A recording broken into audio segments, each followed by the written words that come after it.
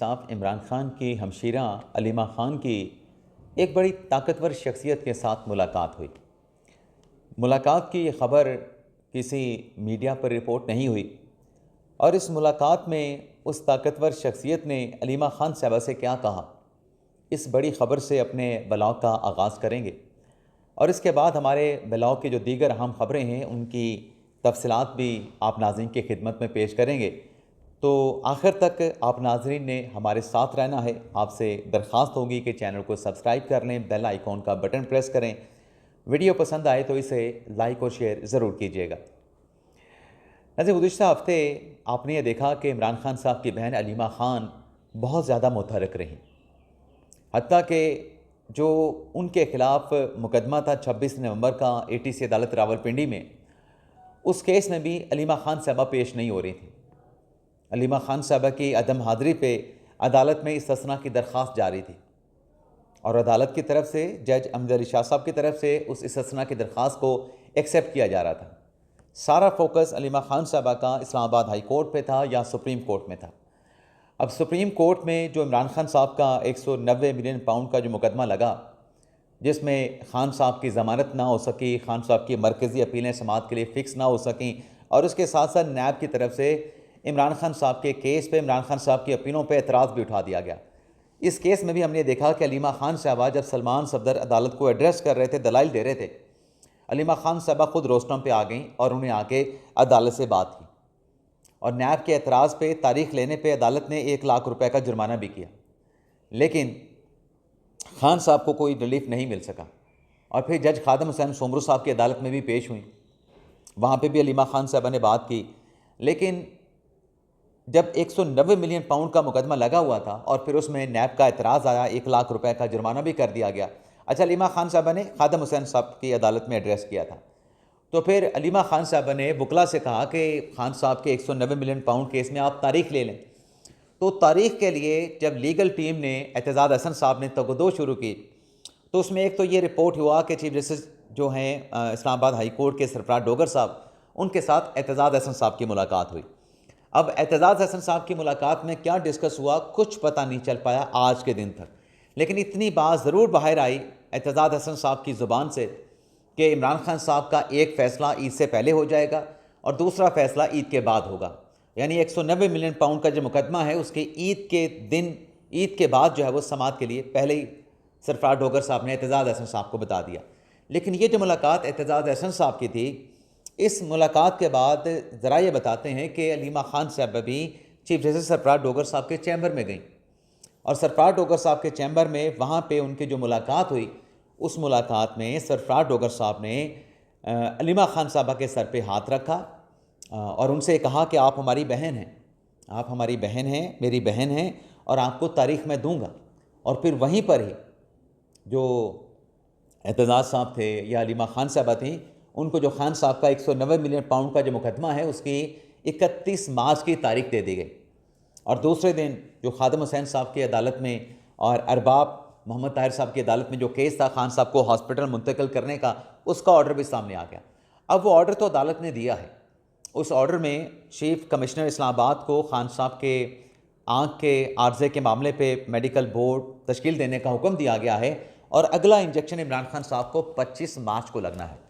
तो लगता यह है कि ईद की तातीलात के बाद जब 190 मिलियन पाउंड केस का मुकदमा इस्लामाबाद हाई कोर्ट में ज़ेर समाअत आ रहा होगा, उससे पहले ही या ईद की तातीलात के दौरान ही हुकूमत जो है मेडिकल बोर्ड तश्कील दे के इस्लामाबाद के जो चीफ कमिश्नर हैं, उसके बाद खान साहब को ईद की तातीलात के दौरान ही जो तीसरा इंजेक्शन लगना है वो खान साहब को लगा दिया जाएगा।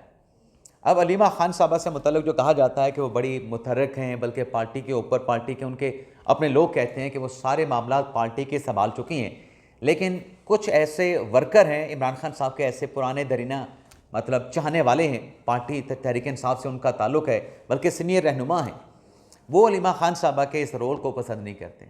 शायद अलीमा खान साहबा के रोल को पसंद नहीं करते और सलमान अकरम राजा के किरदार को भी पसंद नहीं करते।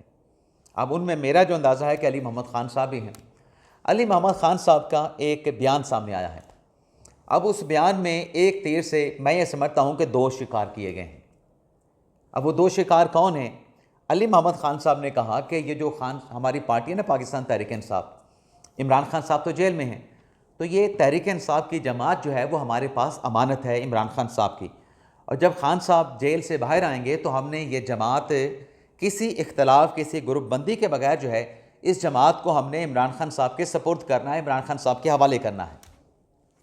लेकिन जो अहम बात अली मोहम्मद ख़ान साहब ने अपने स्टेटमेंट में कही, उनका ये कहना था कि इमरान खान साहब के अलावा हमें कोई लीडर काबिल कबूल नहीं, ना हमें इमरान खान के खिलाफ के अलावा कोई लीडर काबिल कबूल है, ना हमें माइनस काबिल कबूल है।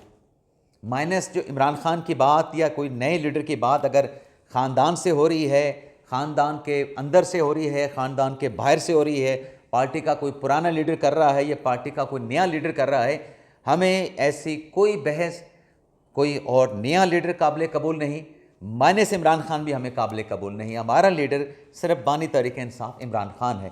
और मैं ये समझता हूँ कि अली मोहम्मद ख़ान साहब ने जो बात की है, इस स्टेटमेंट का जो टारगेट है वो अलीमा खान साहबा हैं, और दूसरे जो टारगेट हैं वो सलमान अकरम राजा साहब हैं।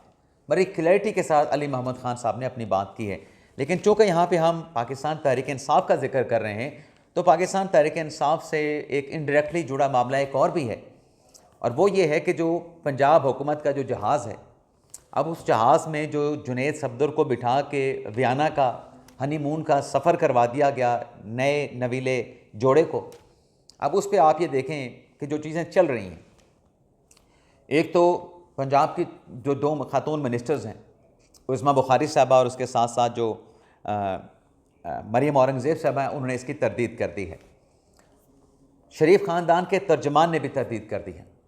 शरीफ ख़ानदान के तर्जमान ने यह भी कहा कि इस झूठी बेबुनियाद ख़बर पे कानूनी चाराजोई का हक़ महफूज रखते हैं। लेकिन सबसे जो खौफनाक बात है, जो मैंने थंबनेल पे लिखा कि घबराना नहीं है, वो घबराने वाली बात यह है कि जो पंजाब के मिनिस्टर मरियम औरंगज़ेब साहबा ये कह रही हैं कि ये जो इल्ज़ाम लगाया गया है पंजाब की वज़ीर आला पे कि पंजाब का जो जहाज़ है वो अपने बेटे को हनीमून के लिए मरियम नवाज़ साहबा ने दे दिया है, इस झूठी खबर के ऊपर पंजाब हुकूमत जो डेफामेशन लॉ है 2024 का, उसके तहत मुकदमात का इंदराज कराई। तो इसका मतलब ये है कि हद तक का अदालती मैदान सजने जा रहा है। तो इसमें घबराने वाली बात क्या है? घबराने वाली बात ये है कि ये जो जहाज़ के वियना जाने से मुतल्लिक जो कंट्रोवर्सी चली है, ये इसका आगाज़ कहाँ से हुआ? पहले तो ये इल्ज़ाम लगा ना कि मरियम नवाज़ साहबा सऊदी अरेबिया चली गई हैं। एक तरफ ईरान इसराइल जंग की वजह से शहबाज शरीफ साहब जो चचा हैं मरियम नवाज़ साहबा के, वो अखराजात में कमी के इक़दाम उठा रहे हैं, कफ़ायत शुआरी की जो कंपेन है उसको लॉन्च कर रहे हैं। तो उस पर कंपेन की गई कि मरियम नवाज़ साहबा सऊदी अरब चली गई। फिर कहा गया कि सऊदी अरेबिया नहीं, मरियम नवाज़ साहबा अपने वालिद के साथ वियना चली गई हैं। फिर ये भी झूठ साबित हुआ। उसके बाद फिर ये जुनैद सफदर वाला जो चैप्टर है इसका आगाज़ किया गया। बात यानी जुनैद सफदर के हनीमून पे आ गई। अब ये जो लोग इल्ज़ाम लगा रहे हैं कि ये जहाज़ सरकार का है, सरकार के पैसे के ऊपर जो है ये हनीमून मनाए जा रहे हैं, ये ट्रिप किए जा रहे हैं। देखें, अब किसी को सही लगे गलत लगे, ये बात तो एडमिटेड फैक्ट है कि शरीफ ख़ानदान जो है वो एक पाकिस्तान की अमीर फैमिली है। अल्लाह ताला की उन पे रहमत है, नेमत है, अल्लाह ताला की नवाजी हुई फैमिली है। तो उनके लिए ये सरकारी फ़ंड से ख़र्चे करके जाना ये मेरे ख़्याल से कोई मैटर नहीं रखता। उनके पास अल्लाह का दिया खुद इतना कुछ है कि वो जा सकते हैं। लेकिन बात यहाँ पे हम जो करना चाह रहे हैं कि जो लोग सोशल मीडिया पे एक कैंपेन चला रहे हैं कि ये सब कुछ किया गया है, उनके अपने लीडर जो इमरान खान साहब ये दावा किया करते थे कि मेरे पास सब कुछ है, अल्लाह ताला का दिया वो सब कुछ है, मैं तो सियासत में और हुकूमत में अवाम की खिदमत के लिए आया हूँ। तो जो लोग ये सवाल मरियम नवाज़ से या शरीफ ख़ानदान से करते हैं, क्या कभी उन्होंने ये सवाल इमरान खान साहब से भी किया? और ये सवाल उनको करना चाहिए इमरान खान साहब से कि खान साहब आप तो खुद ये कहते थे कि अल्लाह का आप पर बड़ा करम है, आपको नवाजा गया अल्लाह ताला की तरफ से। शरीफ ख़ानदान को, ज़रदारी ख़ानदान को तो आप चोर, डाकू, लुटेरा कहते थे, लेकिन ये आपने क्या किया? आपने हुकूमत में आने के बाद, विज़िटर बनने के बाद, वो घड़ी जो तोहफे में आपको मिली, आपने उसको क्यों बेच दिया? तोशा खाना के तहफ़ आपने क्यों लिए? अच्छा, तोहफ़ा लेना कोई बुरी बात नहीं है, तोहफ़ा लेना आप कानून के मुताबिक गुंजाइश है, आप ले सकते हैं। लेकिन ख़ान साहब ने तोहफ़े लिए नहीं। ख़ान साहब ने तोहफ़े तोशा खाना से लेके उसका बाकायदा जो है वो उसकी नीलामी शुरू कर दी, मार्केट में उसको बेचना शुरू कर दिया। ख़ान साहब के खिलाफ केस ये है कि आपने जो एक पब्लिक ट्रस्ट था, जो आप उसके ट्रस्टी थे तोशाखाना के, आपने औने पौने दाम जो एक छोटी सी कीमत मुकर्रर की गई थी वो लेके तोहफ़ा आपने अपने पास रखना था, आपने सारे तोहफे, कीमती तोहफे निकाल के मार्केट में बेच के पैसे बनाना शुरू कर दिए। ये खान साहब पे इल्ज़ाम है। और जहाँ तक डेफेमेशन की बात है ना, जैसे मैंने कहा कि खान साहब से भी ये सवाल करें ना कि ये सब कुछ खान साहब आपने क्या किया और क्यों किया। दूसरी बात यह है कि ये जो हत्या की इज़्ज़त का केस जो पंजाब की मिनिस्टर जनाब मरियम औरंगज़ेब साहिबा ने कहा कि किया जाएगा, ये 2024 के लॉ के तहत होगा जो कि पंजाब हुकूमत ने प्रमलगेट किया है। इससे पहले अगर आप देखें कि जो इल्ज़ाम लगाया था आपने इमरान खान साहब ने शहबाज शरीफ साहब पे कि पनामा के दौरान मुझे 10 बिलियन की ऑफ़र की गई, वो केस 2017 से चल रहा है। और उस केस में इमरान खान साहब ये कहते थे कि मेरे पास शवाहिद मौजूद हैं, लेकिन शवाहिद की बजाय 4 साल के बाद इमरान खान साहब का उस केस में जवाब आया था और वो मुकदमा अभी भी लटक रहा है। उसमें इमरान खान साहब के वकला सुप्रीम कोर्ट के सामने है कि हमारा हक़ दिफा क्यों ख़त्म किया गया है। तो माजी में तो हद तक के मुकदमे ऐसे चलते थे, अदालती कार्रवाई को प्रोलॉन्ग किया जाता था, लेकिन ये जो केस है ना 2024 के हद तक के लॉ के तहत जो दायर किया जाएगा, अब इसमें दोनों के लिए मैदान बराबर होगा।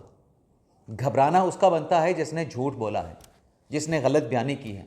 अगर इल्ज़ाम लगाने वाले झूठे हैं तो उनको फिर घबराना चाहिए, उनको बिल्कुल घबराना चाहिए, क्योंकि फिर उन्होंने अप्रूव करना है। अगर पंजाब हुकूमत केस में हद तक के केस में अदालत में चली गई तो आपने वहाँ पे साबित करना है जिन्होंने ये इल्ज़ामात लगाए हैं कि जुनैद सफदर जो हैं वो बयाना गए हैं, आपने उसको फिर अदालत में साबित करके दिखाना है।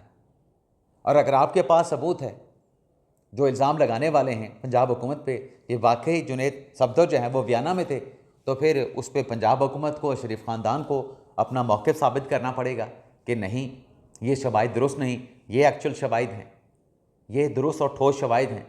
तो मैदान सब के लिए बराबर है, अदालती मैदान सजने जा रहा है। तो घबराना किसने है? घबराना उसने है जिसने झूठ बोला है। अब झूठ कौन बोल रहा है, इसका फ़ैसला आप बेहतर कर सकते हैं। बाकी नाज़रीन, अगर ईरान इसराइल जंग की बात करें तो नेतन्याहू से मुतल्लिक जो अफवाहें गर्दिश कर रही थी, उनकी एक वीडियो सामने आई है जिसमें नेतन्याहू ये दिखा रहे हैं कि वो दुनिया में हैं, वो हलाक नहीं हुए, वो हयात हैं और दुनिया में हैं। लेकिन उस वीडियो ने भी कुछ शकूक व शुबहात पैदा कर दिए हैं। वो शकूक व शुबहात क्या हैं, उस पर फरहान विक साहब ने बड़ी डिटेल के साथ बात की है कि जो कॉफ़ी वो पी रहे हैं, उस कॉफ़ी की जो झाग उनके लिप्स पे लगती है, वो अचानक वो झाग कैसे ख़त्म हो जाती है, और फिर वो हाथ भी लाते हैं नेतन्याहू और वो कॉफ़ी जो है वो कप से नीचे गिरती भी नहीं। तो उस वीडियो के ऊपर भी शकूक व शुबहात हैं। लेकिन इसके साथ साथ नाज़रीन, जो आबनाए हुर्मुज़ खुलवाने के लिए अमेरिका की तरफ से दुनिया के ममालिक से जो मदद तलब की गई थी, बरतानिया ने इनकार कर दिया है, जापान ने हामी नहीं भरी, फ्रांस की तरफ से भी इनकार हो गया है, जिसके बाद सदर ट्रंप की तरफ से कहा गया है कि हम एक कसीरुल मुल्की इत्तेहाद बना रहे हैं आबनाए हुर्मुज़ को सिक्योरिटी देने के लिए, वहाँ से गुजरने वाले शिप्स को सिक्योरिटी देने के लिए, आबनाए हुर्मुज़ की जो नकलो हरकत है उसको यकीनी बनाने के लिए। अब इसमें कौन से इत्तेहाद शामिल होंगे, इसका ऐलान शायद सदर ट्रंप जो हैं, जो रिपोर्ट आई है उसके मुताबिक रवा हफ्ते कर देंगे। लेकिन साथ में सदर ट्रंप ने एक नई चीज़ का ऐलान भी किया, और वो ये है कि अगर इत्तेहादी ममालिक यानी नेटो के ममालिक आबनाए हुर्मुज़ खुलवाने में अमेरिका की सपोर्ट में नहीं आते, तो जो नेटो है उसके लिए उसका मुस्तक़बिल जो है बहुत बुरा होगा, यानी फिर नेटो भी नहीं रहेगा। ये एक नया थ्रेट जो है वो सदर ट्रंप साहब ने इत्तेहादी ममालिक को दे दिया है। बाकी आबनाए हुर्मुज़ की अगर हम बात करें तो फ्रांस के सदर ने ईरान के साथ रब्ता किया है, ये बड़ा अहम रब्ता है, और इस रब्ते में फ़्रांस की तरफ से एक तो कहा गया है आबनाए हुर्मुज़ से मुतल्लिक, दूसरा फ़्रांस की तरफ से उनके जो सदर हैं उनकी तरफ से कहा गया है कि जो आपके करीबी अरब ममालिक हैं उनके ऊपर हमले ना किए जाएँ। जबकि अरब ममालिक की तरफ से जो एक मुश्तरका एलामिया सामने आया है, जो रिपोर्ट सामने आई, उसमें यह बताया गया है कि जो ईरान के खलीजी ममालिक पे हमले हैं ये उनकी कौमी सलामती के ख़िलाफ़ हैं, ये हमले कौमी सलामती के ख़िलाफ़ हैं। बल्कि दुबई एयरपोर्ट पे भी हमला हुआ है, जिसके बाद वहाँ पर जो जहाज़ों की लैंडिंग थी आर्जी, उस आर्जी लैंडिंग को भी मुअत्तल कर दिया गया है। तो ये था नाज़रीन हमारा ब्लॉग। आपसे इजाज़त चाहते हैं। अल्लाह ताला हम सब का हामी नासिर व दुआ में याद रखिएगा। अल्लाह।